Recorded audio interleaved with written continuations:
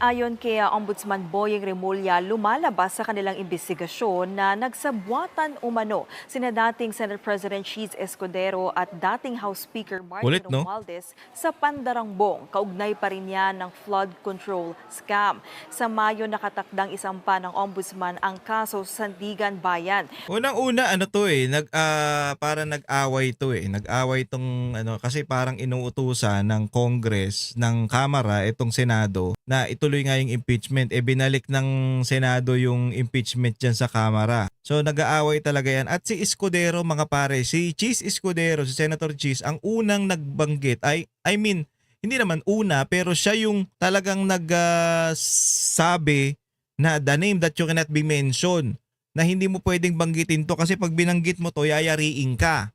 So siya ang nagsabi niyan. O, di ba alam nyo naman yan, niyari din yan si Escudero kung ano-ano sinasabi dyan.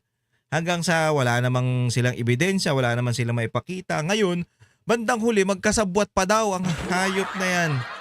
Magkasabwat pa daw itong si Romualdez at saka itong si Escudero sa pandarambong. Kaya kakasuhan daw ng plunder nito ni Ombudsman. Hayop, no?